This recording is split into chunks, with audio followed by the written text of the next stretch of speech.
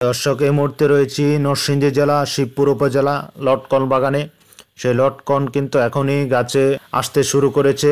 দেখতে পাচ্ছেন, এই দেখেন সবুজ রঙের এই লটকন এখন হয়ে আছে, কিন্তু এই লটকন কিন্তু সবুজ থাকবে না, কিছুদিন পর কিন্তু একটি কালার হবে, দেখতে অসাধারণ সৌন্দর্য হয়ে থাকে এবং সুস্বাদু হয়ে থাকে। এটি আপনারা হয়তো যারা লটকন খেয়েছেন তারা অবশ্যই এটির গুণাগুণ জানেন। এটি কিন্তু আমাদের নরসিংদী জেলা ছাড়া অন্য কোনোখানে এই লটকন হয় না, বিশেষ করে নরসিংদী জেলাতেই হয়ে থাকে, চাষ করে থাকে শত শত গাছ এই শিবপুর উপজেলার ভিতরে বেশিরভাগ চাষ করে থাকেন। এই লটকন কিন্তু বাংলাদেশের সারা বাংলাদেশে চাহিদা মিটিয়ে বাহিরের কান্ট্রিতেও কিন্তু এই লটকন প্রচুর রপ্তানি হয়ে থাকেন।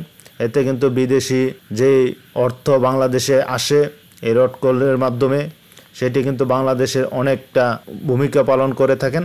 এটি কিন্তু দেখতে পাচ্ছেন সবুজ রঙের, এখন মাত্র এই ছোট ছোট হয়েছে, কিছুদিন পর কিন্তু এটি কালার হবে এবং দেখতে অসাধারণ লাগে। ভালো লাভজনক একটি ব্যবসা কিন্তু এই জিনিসটি, কৃষকরা কিন্তু চাষ করে থাকে, খুব ভালো লাভবান হয়ে থাকে, কারণ লটকনের চাহিদা সবসময় ভালো থাকে এবং দামও মোটামুটি ভালো পায়, এই জন্য কিন্তু তারা সবসময় এইটি চাষ করে থাকেন। তো দর্শক, আশা করি আমার এই ভিডিওটি আপনাদের কাছে ভালো লেগেছে।